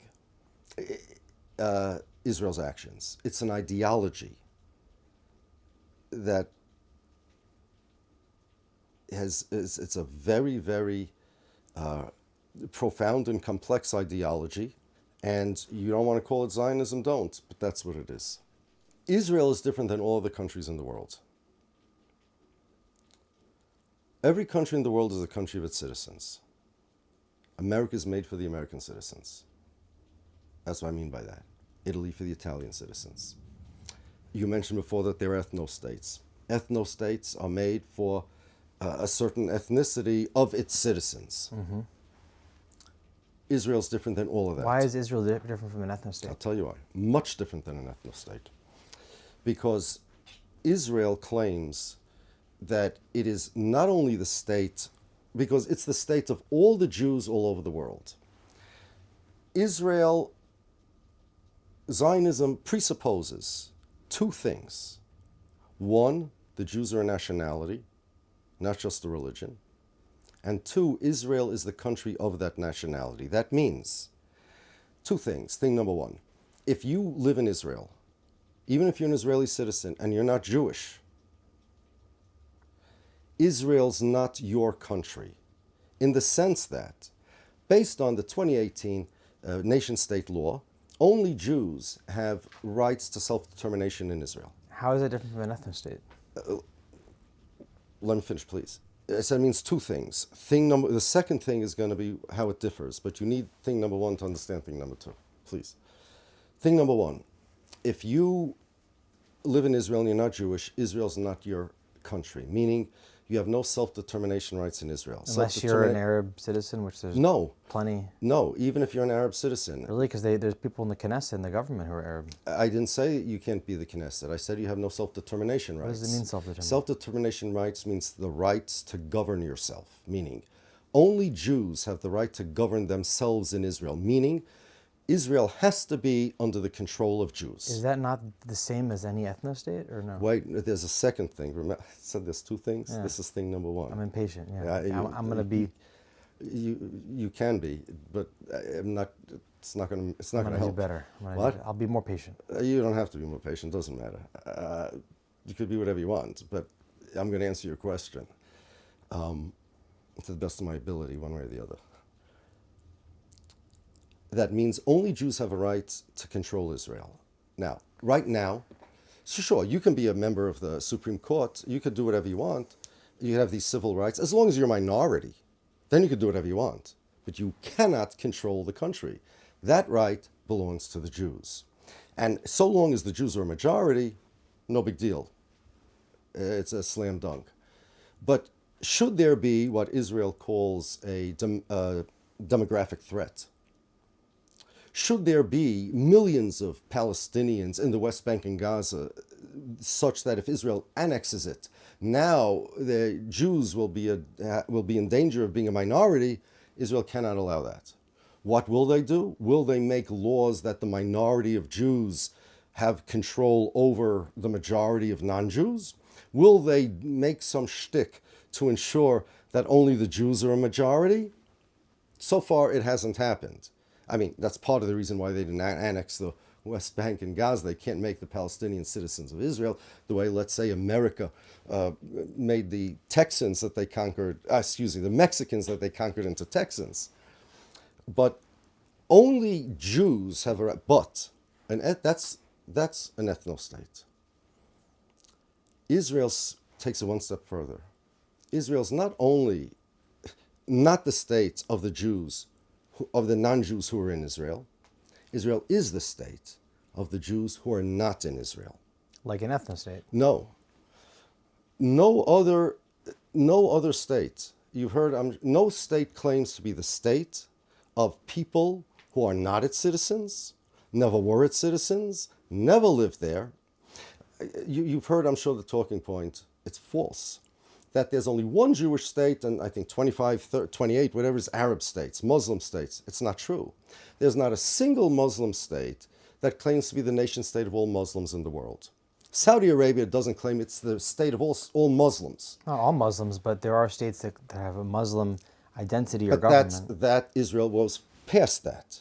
Israel claims to be the state of all Jews all over the world, meaning Netanyahu, before he came to America to speak to Congress regarding Barack Obama's Iran deal, he said, I come to America to represent not only the people who voted for me, but all Jews all over the world. He's not the Pope of the Jews, the way the Pope is the Pope of the Catholics. I don't like that guy. I mean, he does things that are wrong. But it's not just Netanyahu. All the way from the beginning of Zionism, Theodor Herzl, in his book, The Jewish State, said that the Zionists have a right, a legal right, to speak in the name of all Jews. And he went around saying he did. The legal right was an ancient Roman law called negotiorum gestio, which says that if you have a piece of chattel with nobody to take care of it, you, as a stranger, could manage it on behalf of the owner. The Jews have nobody to take care of them, so the Zionists become the legal gestors of the Jews, and they can speak in the name of the Jews. Our president, President Trump, well, the last time he was president, and then in a little while he will be again, he spoke to a group of Jews and he said, your prime minister, referring to Netanyahu, your country Israel. No head of state would refer to any group in a country, the citizens of his country, as a foreign head of state being your prime minister. Israel claims to be the state of all Jews. No other country does that. That's problematic of Donald Trump. That's problematic of Netanyahu. It's problematic of Zionism in general, because that's what Zionism says. The 2018 nation-state law says Israel is not just that Jews in Israel have more rights. Israel is the nation-state of all Jews. Israel claims that the Jews are a nationality, and Israel Doesn't is the Torah claim that they're national? No, it doesn't. Yisrael? Am means a society, not a nationality. You want to go off into that? What's the difference? Because it says women are a special Am. Women are an Am amongst themselves. That doesn't mean nationality. It means they're like a society. There's a female point of view, etc. When we speak about the Kohanim, in synagogue, we say Kohanim, Am Kadoshecha. The Kohanim are a special Am. They're not another nationality. Am doesn't mean nationality. These translations that Zionists give you, that the word Am or any word in the Bible refers to a modern nation state or modern nationality, that's a concept that did not even exist then, is not true. And none of these words refer to Jews. You want to know what the Jews are according to the Bible? Rabbi Saadia Gaon, 1,000 years ago, said, he was talking about, he has a sefer, a book, Emunas V'Deis. And in there, he's discussing, he lived in Egypt, and in there he's discussing Islam. And there were these religious debates. And the Muslims believe in something called abrogation, which means that God took the law from the Jews and gave it to the Muslims, and now Muhammad is the last prophet. And Rabbi Saadia wants to say, no, that's not true, and I'll prove it to you from the Bible. And he says that he has verses in the Bible that says the Jewish people will exist forever.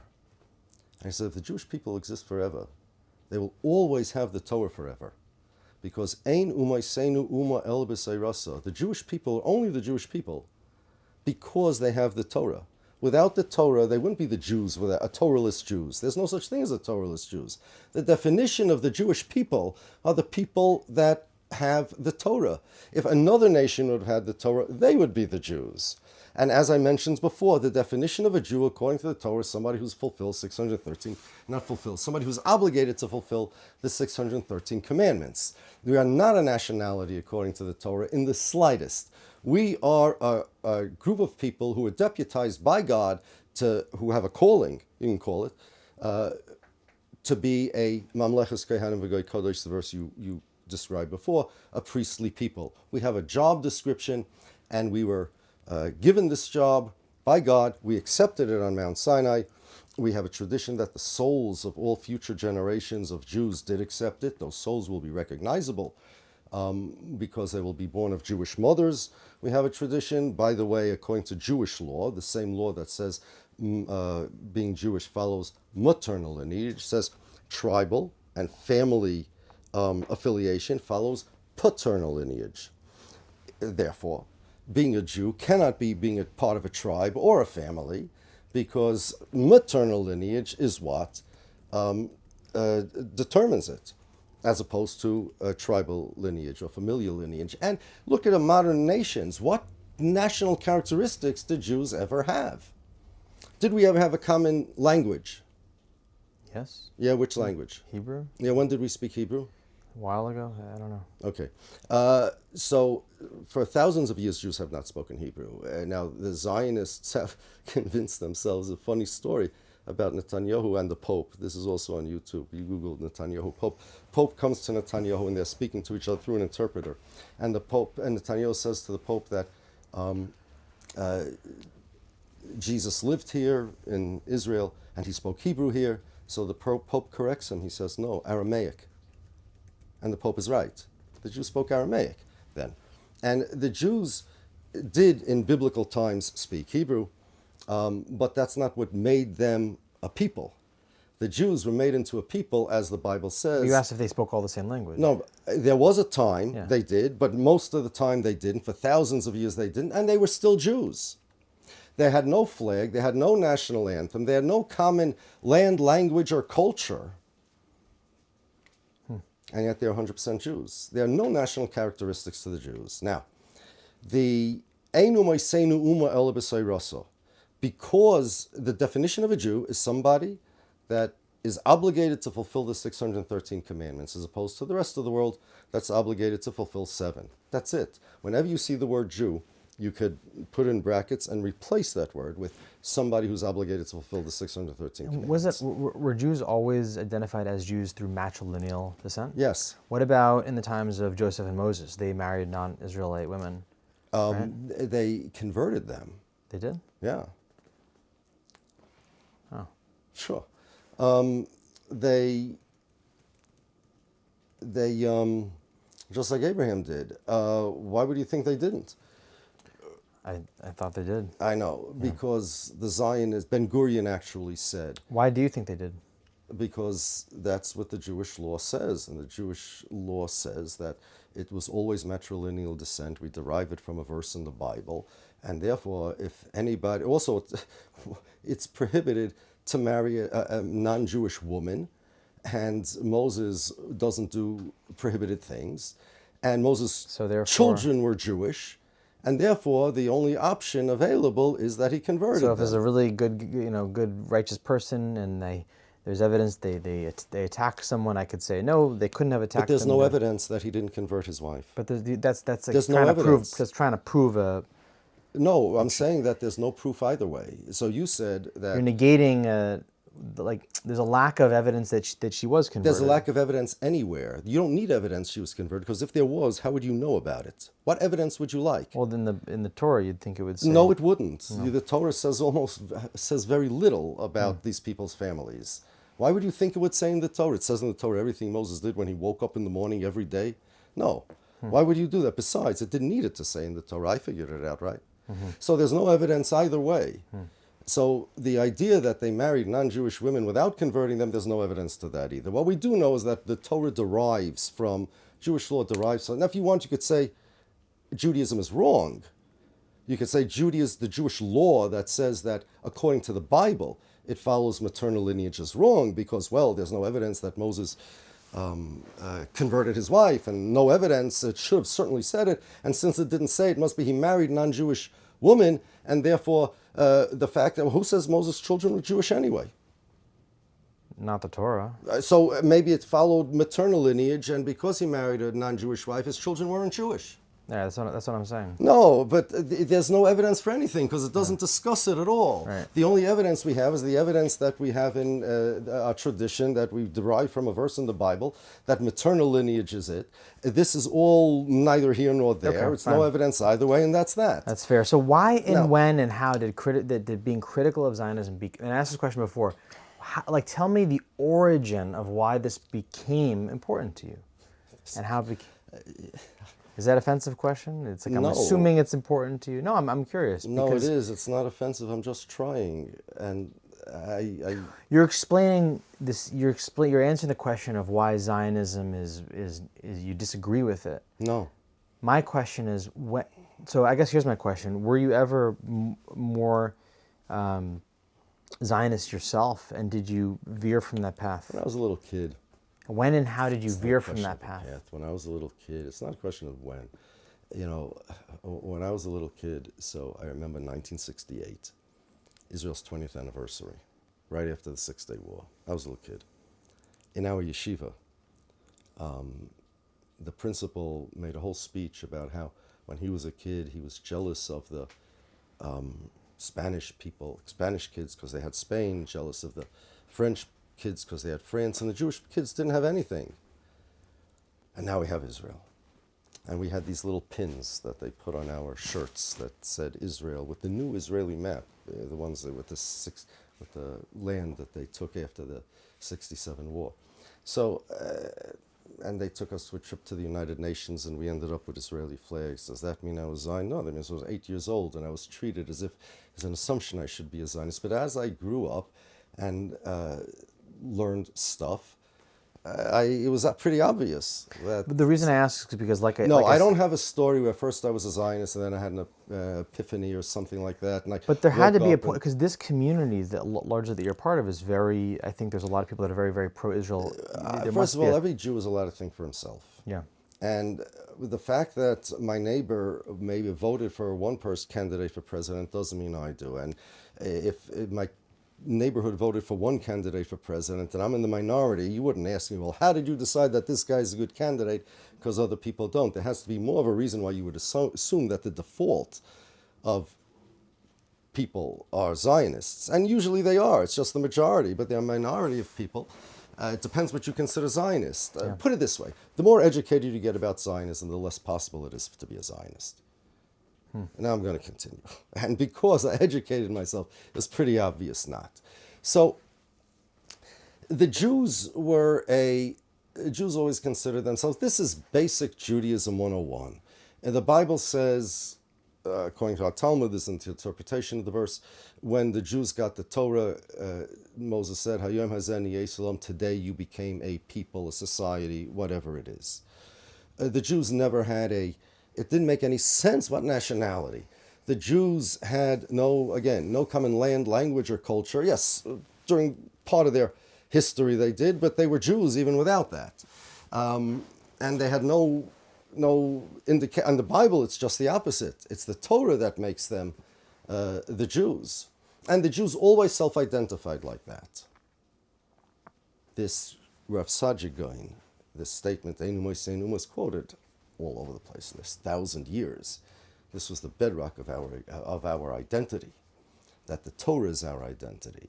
God is our identity. It's not like the Greeks that have Greek nationality and they have a god Zeus. Without Zeus, there would be no Greeks in our religion. Now, the Torah is what makes Jews into Jews. The Zionists have another idea. And the Jews were always very happy with this identity. The Jews, even though they were literate, compulsory education in the Jewish community started 2,000 years ago under the auspices of the high priest at the time, Yeshua ben Gamla. But we didn't have fiction literature. Jews were not doctors, lawyers. At certain times they were not allowed to be most of the time, but they were happy with that. The Jews asked at the beginning to be segregated in ghettos because culturally we have our own, like we say, we're a priestly people and we need our own lifestyle, our own communities, loyal to our countries of residence, absolutely. But culturally, meaning religiously, the lifestyle-wise, we have our own lifestyle. Then came the Enlightenment and the Emancipation, and there were Jews that said, well, we have freedom not only of religion, we have freedom from religion, and we don't want to be religious. Maybe we don't even want to be Jews, and we'll assimilate. Russia's where the story I'm going to tell you took place.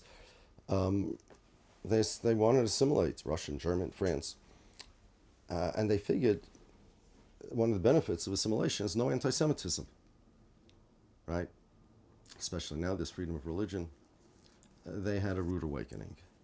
In 1881, there was a succession of terrible pogroms in Russia that attacked not only the religious Jews, but the non-religious Jews as well. Kill the Jews kind of thing. That was a big problem for them. Why are they attacking us? Are we like those guys? We don't want to be Jews. But the Gentiles will not allow us to be Gentiles. Why? Well, there was a good reason they didn't want to be Jews. And it was not because they wanted to take themselves away from religion. Vladimir Jabotinsky said, I quote, "I have no doubt that I'm a Zionist because the Jewish people is a very nasty people. Its neighbors hate it, and they're right." Yosef Chaim Brenner, another big Zionist thinker back in the day, if the tables were turned and others were like the Jews, he said, wouldn't we have good cause to hate them as well? Uri Tzvi Greenberg, another one of them, shares with us his opinion about why the religious Polish Jews, who he made fun of, were persecuted. Quote, "Those loathsome Jews are vomited out by any healthy collective and state, not because they're Jews, but because of their Jewish repulsiveness." There are a group of people who absorbed the anti-Semitic tropes against Jews. They were anti-Semites themselves. These people didn't like Jews. They thought they were disgusting, ugly, immoral even. And they said, we want to be out of this. We do not want nothing to do with these people. So they were the ones that escaped religion. And they were the ones that were attacked. And now they're in trouble, psychologically. Now they have this identity crisis because we don't want to be Jews. Ew, Jews. But they won't let us be non-Jews either. So what do we do? So their solution was that we have to change the whole idea of being a Jew, what it means to be a Jew. They figured that the anti-Semites still associate them with those Jews. What's the picture of a Jew? Also, some of them believe no matter what we do, the anti-Semites, they just won't let us be non-Jews. So here's what we're going to do. We're going to change the Jews. We're going to change them from a religion to a nationality. This is, sorry, who made that decision? The original Zionists. We're going to change them from a religion to a nationality. Sorry, the original Zionists, they were Jewish or they were not? They were. Well, the original Jewish Zionists. We're going to be a nationality. And then we're going to change the aspirations of the Jews, the values of the Jews, the personalities of the Jews. Instead of wanting to sit a whole day with all these books that you see over here, studying and praying and stuff like that, we're going to win gold medals. We're going to have a strong army. We're going to be part of history again. We're smart people, we Jews, they said to themselves. We're going to win Nobel Prizes. Everybody's going to love the Jews. But we need, first of all, to change our personalities. To change our personalities, we need our own place. Yosef Chaim Brenner said, in order to get a state, we have to change our personalities. But in order to change our personalities, we need a state. It was a social engineering project that the Jews will no longer be like the ultra-Orthodox Jews. The Jews will be like, well, let Amnon Rubinstein explain this.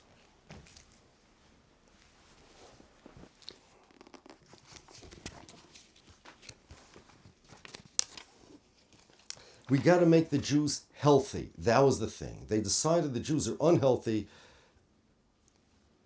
neurotic, psychological problems, all sorts of things. They absorbed the stereotypes of the anti-Semites. Quote, Amnon Rubinstein was he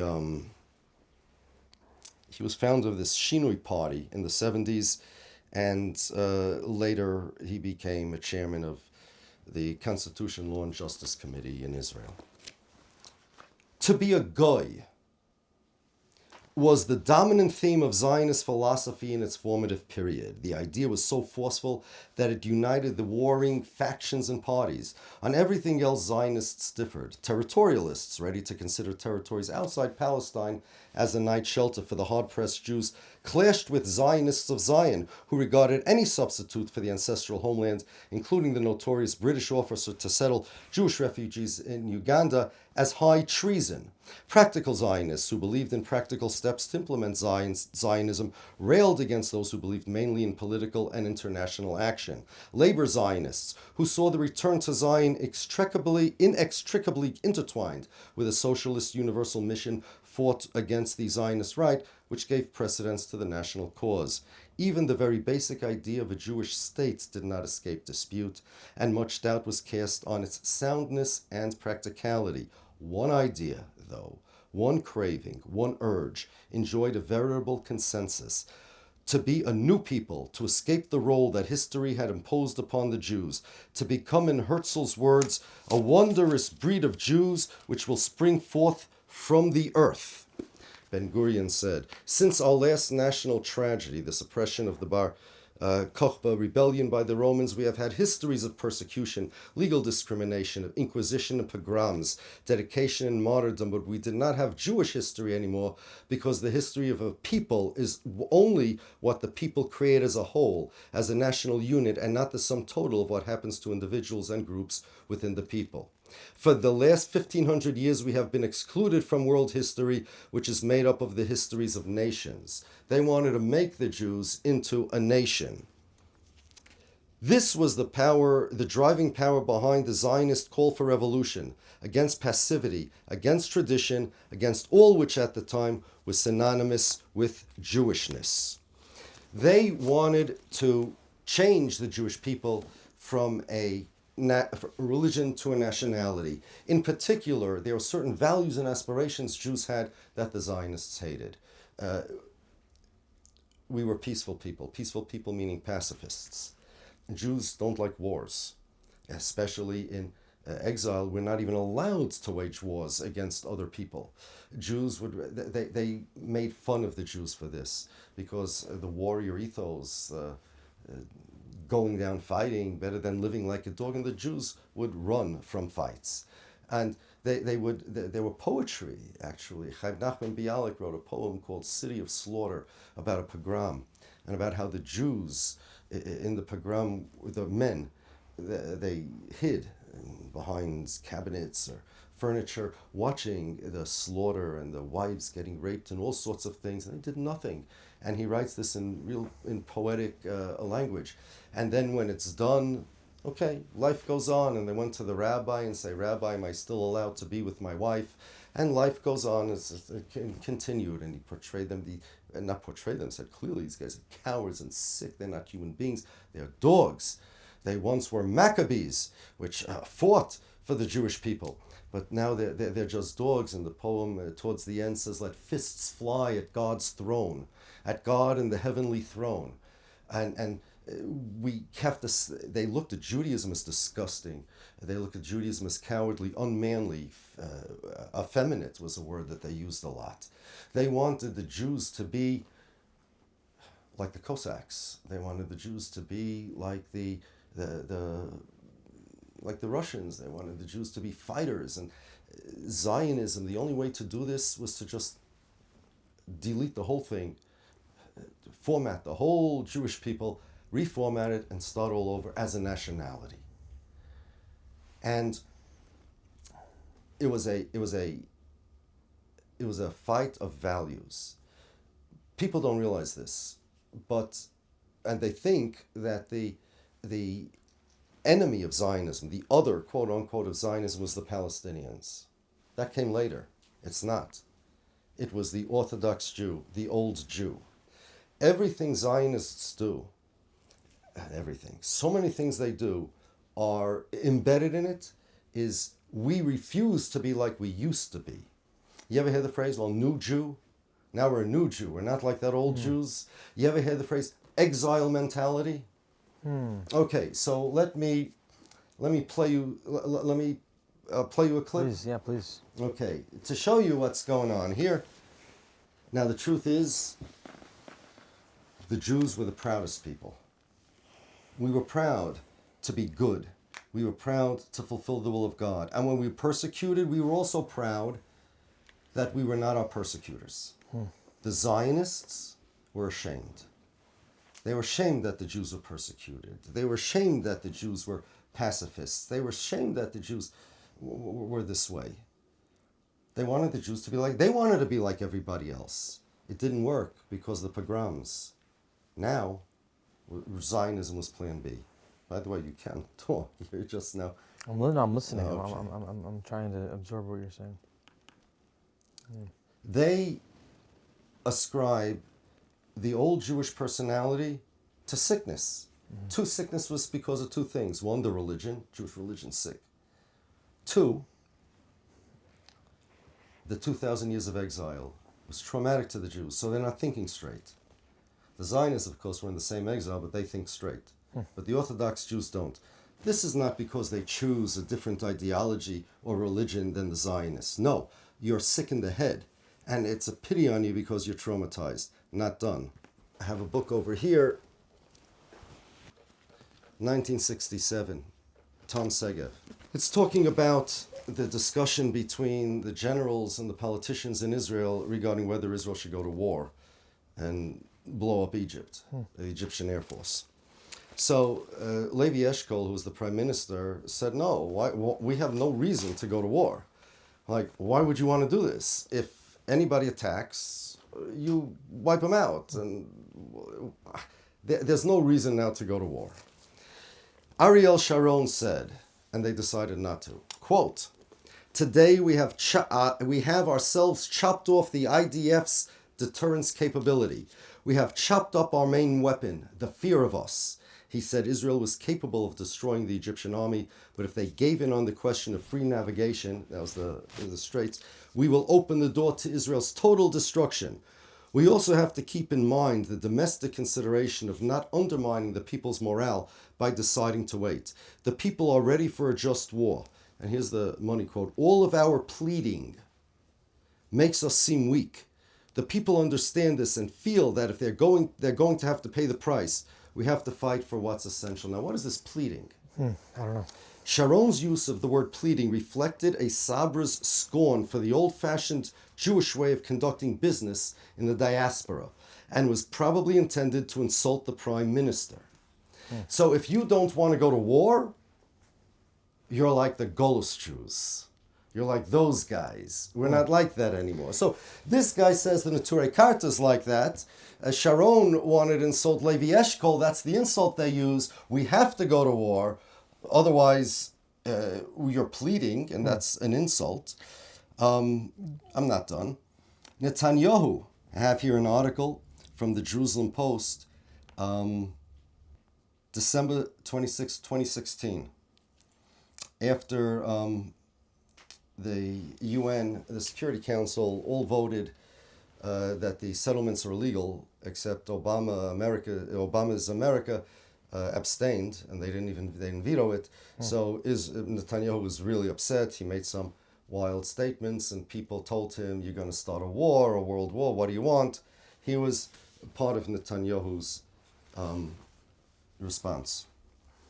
Referring to a headline Monday morning on the front page of Ma'ariv, Netanyahu said that to describe Israel's reaction as a world war was absurd. Quote from Netanyahu, "I say enough with this diaspora mentality."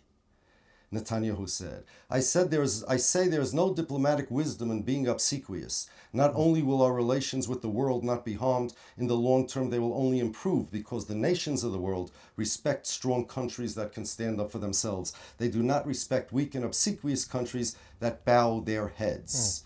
So Netanyahu, if a general wants to go to war, he insults the prime minister. He says, "You prime minister, you're like the diaspora Jews." When Netanyahu says, "No, I want to speak aggressively for the settlements, which the world just decided is illegal," I'm not one of these diaspora Jews. Okay, not done.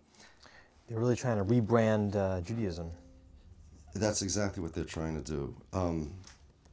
Make it into something it wasn't. This exile Jew haunts Zionists. Zionists are motivated by not wanting to be like the old-time Jew. You ever hear the phrase, I'm not a Jew with trembling knees, which is attributed to Menachem Begin?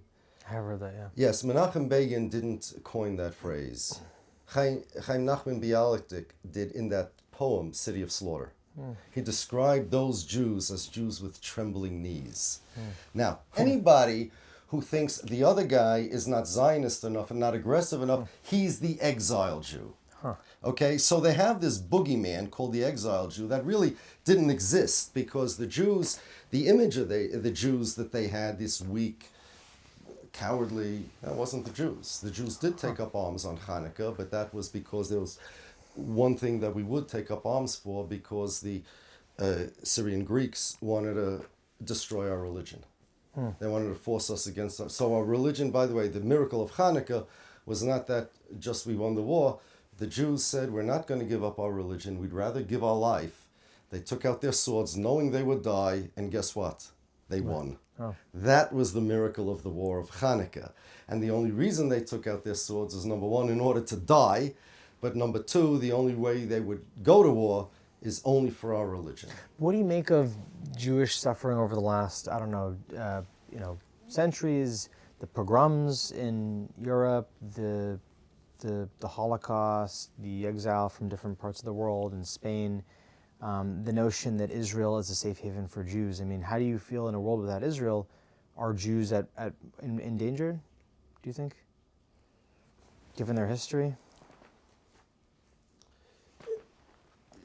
Is your question regarding American Jews? You want to know if you would be in danger without Israel? Sure. Why would you be in danger without Israel? You're in America. Yeah. Explain that. I don't understand the question. Well, so the question would be, Israel was founded in part coming out of the Holocaust, saying, gosh, Jews had been safe in Europe, and then there were the pogroms, and then... Question. first of all, you want to know if American Jews are safer without Israel or less safe without Israel? Who's safer? You, the Jew? How about European Jews, let's say, given the history of the Holocaust? I get the question, and I think the answer is no. I think the question is just some people view Israel as the response to the Holocaust and saying, the Jews are such a small people, they're inherently the... Three things to that. Number one,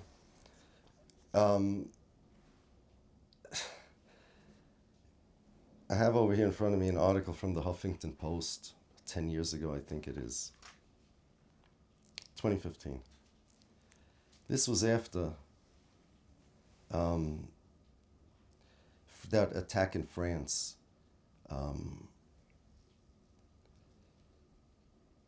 The writer says that Netanyahu called on all French Jews to immigrate to Israel while still on French soil.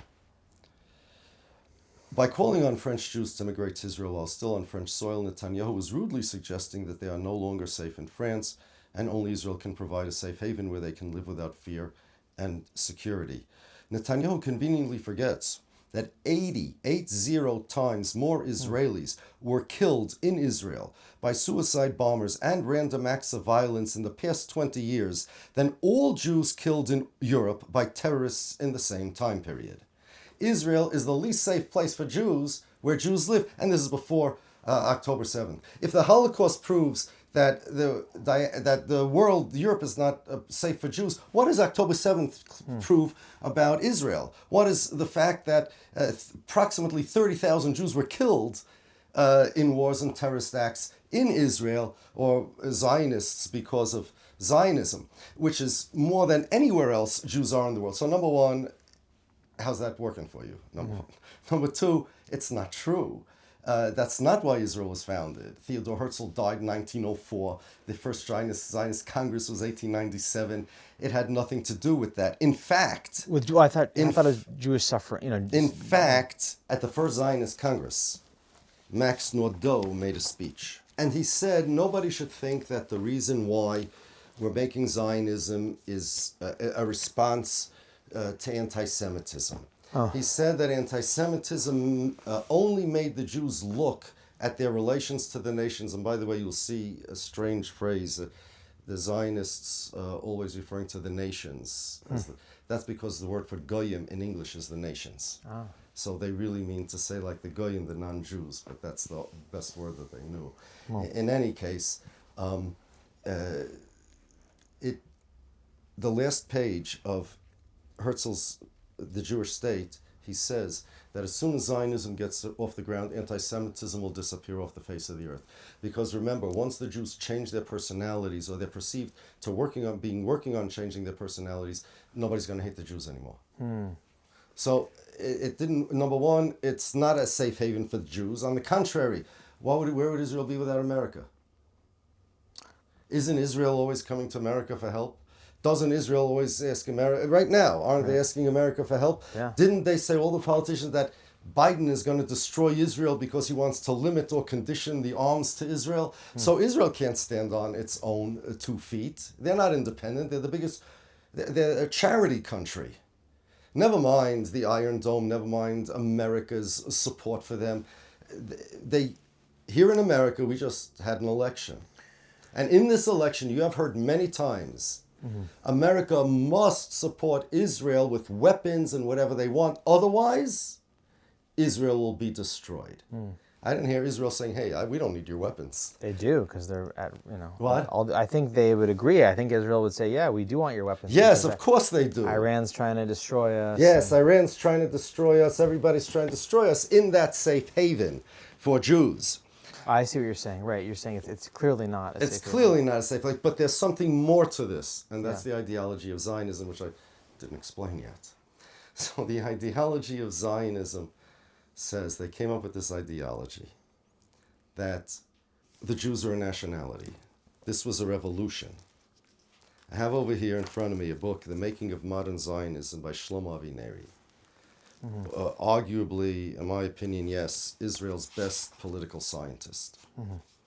He has a little chapter about each I guess the founding fathers of Zionism, you can call them, and their ideas. One of them was Heinrich Gretz, the historian. He wasn't a Zionist in the traditional sense like Israel, but what he did was he wrote a history of the Jewish people. He educated the world that the Jews are a nationality, the Jews are a civilization.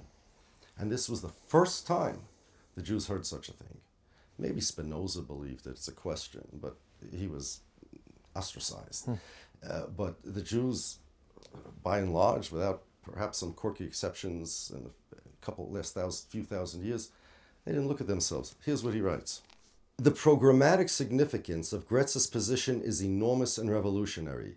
The Jews are a people, a nation, not just a community of faith.